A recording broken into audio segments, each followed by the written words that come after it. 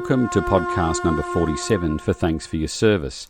Our focus is on historical topics relating to the Australian military. You can find us on Facebook and Twitter. Just search for Thanks for Your Service, and our website is www.thanksforyourservice.net. The Women's Royal Australian Air Force operated between 1951 and 1977. Jessica Ferrari from Memento Media received a grant from the federal government and produced an 8-part documentary series chronicling the experience of service women from Point Cook in Victoria. Joining us on the line from Melbourne is Jessica Ferrari from Memento Media. Jessica, thanks so much for joining us today. It's a pleasure. Thanks for having me.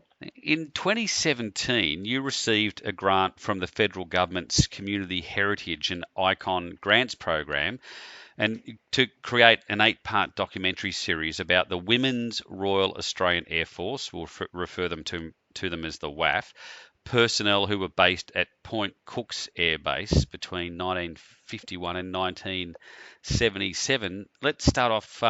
What was the WRAAF, or the Women's Royal Australian Air Force? Well, they were set up in 1951. So after the Women's Auxiliary Air Force was disbanded at the end of World War II, but then a new one was formed sort of a few years later. It was decided that they sort of still needed additional assistance. So they were formed, they received Royal Assent, so that's where the R in WRAAF comes from. And there were 30 officers and 832 airwomen. And they sort of, the idea behind them was to engage them in productive duties to ease shortages and release RAAF members for other work. So they did things like uniform and equipment work. There were telephonists, medical orderlies, drivers, cooks, clerks, things like that. So so that sort of was their role. And they were at Point Cook. So a lot of them did their rookie training at Point Cook, and then some obviously were then stationed at Point Cook. And for those outside of Victoria in Australia, where is Point Cook and what is it?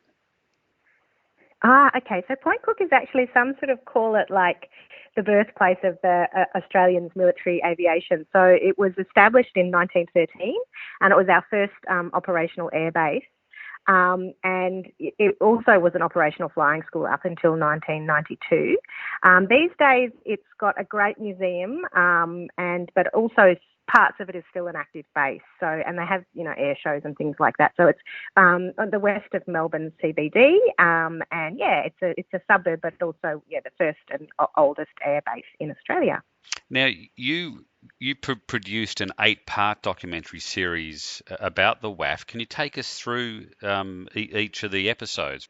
Yeah, absolutely. So, sort of with the documentary, you've got to let the characters tell you their story. And so I spoke to the women before I started filming, and to get a sense of what their experience of their time in the WRAAF was, and so from there, kind of what came out to me was sort of, I guess, in terms of a narrative of a timeline. So the sections are around joining, what it was like coming from all over Australia to be sent to Point Cook to do rookie training, and also the motivation. So the first one is joining, like what did they know about it, why did they join? The second one is training, so doing their rookies and things like panic night and all sort of understanding how our training in the Air Force works. Then there's one about graduation. So, there's the marching and the course songs and all of those elements of graduating. And then also sort of for me, as a sort of to get a sense of what the conditions were like. Then there's one about mustering, so the jobs that they were assigned to do.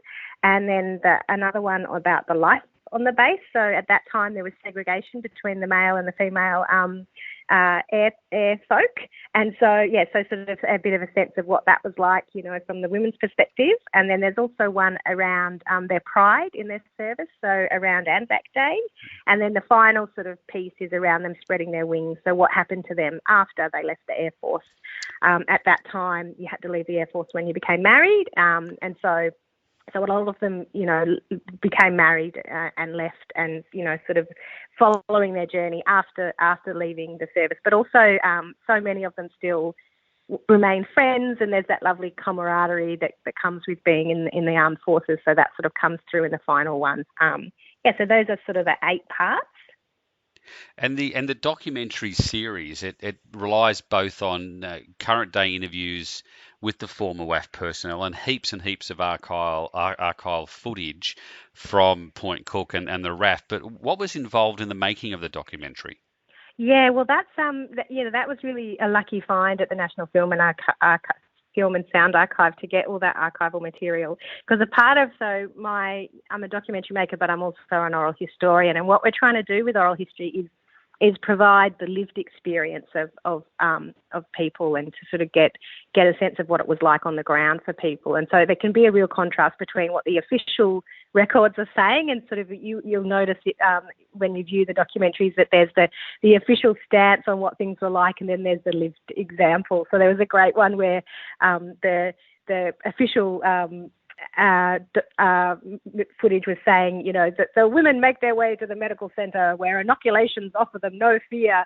And then you get to the bit where you talk to the women and they're like, oh no, it was awful and we were crying and one woman threw up. And so it's a lovely sort of contrast between what the official record would have us believe and what the actual lived experience is. But in terms of, how you go about doing a documentary, it's really finding your characters and establishing who they are, and then it's sort of a matter of letting them tell their own stories and finding a way to help them unpack their experiences and getting sort of getting the material. And then from there, it's also a lot of time and energy thinking about, well, how can I craft this into an interesting narrative that's true to their experience, but also interesting and valuable to the people that are going to view it. So it was sort of 2 years process from beginning to end, from meeting the women and getting the grant to actually releasing the documentaries. But it was an amazing experience. And I don't have a military background at all, so they were really generous, sharing and patient with me when I didn't know what musterings was or what panic night was. They were really generous with their information and their time, and I learned so much through it as well. It was really a great experience. And what was the motivation then for you to make the documentary series? Well, as a documentary maker and oral historian, you're sort of always on the lookout for new projects. And so when I saw the Heritage Listed Icon grant come up, I sort of thought, okay, well, what are the Heritage Listed Icons? And Point Cook Air Base is one of the Heritage Listed Icons. So I did a bit of research and I went to their museum, which was amazing. But I also came across, just through searching on the internet, as well, there's some stuff on the WRAAF at the museum, but not all that much. I was finding out about these women and I was like, oh, wow, that's amazing. Like, that's really interesting to me, but I'd love to learn more and I'd love to find out more about it. So that was sort of the motivation, was sort of bringing the women's experience of the military and the Air Force to light, for my own interest, but also for other people's interest as well, and to honour the women and their service as well.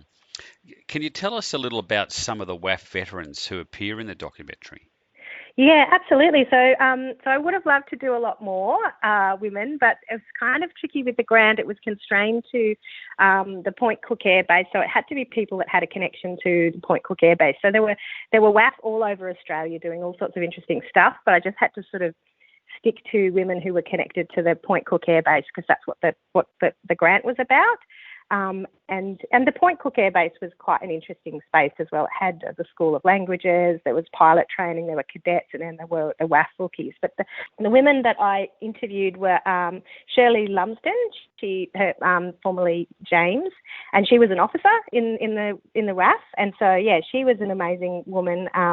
And she just, what's amazing as well is that the things that they go on to do as well. So she ended up being an entrepreneur and starting her own business, and her daughter's now an Air Commodore in the RAAF reserves as well. So, she was an amazing woman, and interesting to get the perspective as an officer, because you are sort of a little bit removed as an officer. So it was interesting to kind of get her insight around being part of the machinery of the military, but also being a little bit removed, from the air women, because she sort of, has a different role.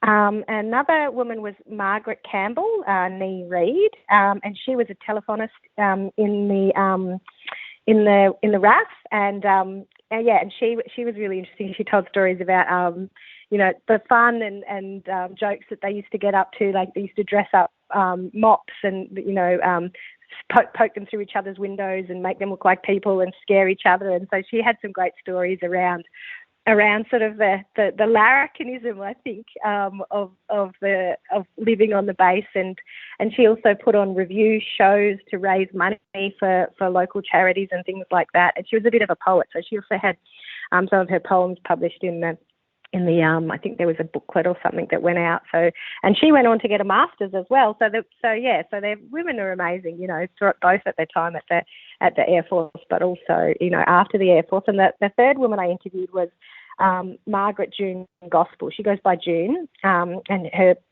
maiden name was Hoy, and she was a clerk at RAAF. And she was funny. She was sort of like, well, I joined because I wanted to wear a uniform. And she was like, I was too short to become a police officer, and I didn't like the stockings that the Rands wore. So it was the RAF for her, and also her father and her uncle had been in the Air Force, so there was that family history as well. And she also, as well as being the clerk, she was the WRAAF orderly, so she would look after the girls at night and sort of became a bit of a mother hen. And some of the girls were away from home, and she would take them home to her family because she lived nearby in Werribee. She would take the other girls home, was definitely sort of looked after them as a mother hen. So she was there. All amazing women. I could talk about them forever, but I'll stop there. Yeah, great. And the documentary was made by Memento Media, your company. Tell us about what you do. Yes, so my Memento Media is about recording people's life stories. So my background is as a documentary maker and an oral historian, and it's sort of based on the concept that everybody has a story to tell and everybody's interesting, and so it's sort of like allowing every person to share their story. So a lot of the work is I'm commissioned by family members to record perhaps their grandparents or their parents' life stories, and then we produce them together into a final product, like a documentary sort of product, and then they can have that and do what they want with it. And also at the moment I'm working on an app so that families can do it themselves as well. So part of the challenge with my business is there's only one me, and I can only record so many people's life stories. So I'm sort of trying to look at ways to empower other people to be able to do it themselves and capture people's stories, sort of before it's too late. And Jess, finally, where can people see the documentary? Well, it's actually online. So, I mean, the whole purpose of it was to share their story. So, it's online, free for everybody to view, and they're only short. So there's eight parts, but they're only sort of between 5 and 10 minutes each, and they're just available on my website, so mementomedia.com.au. And they can just view them there and share them and that sort of thing. And as far as I'm concerned, the more people that see it, the better. Indeed, a great story into a documentary series about the Women's Royal Australian Air Force personnel who were based at Point Cook between 51 and 1977. Jess, thank you again for your time today. That's the podcast for today. The links to the documentary can be found at www.mementomedia.com.au. We also now have a YouTube channel. Just search for Thanks for Your Service and you can find links to it on our website and Facebook page. We're keen to hear your feedback, and if you're listening to us via iTunes or other podcast apps, please leave a review. Your reviews help others find our podcast. You can help support this podcast via Patreon or buy me a coffee. The links are on our website and Facebook page, and your support helps us with the production of this podcast. Thanks for listening.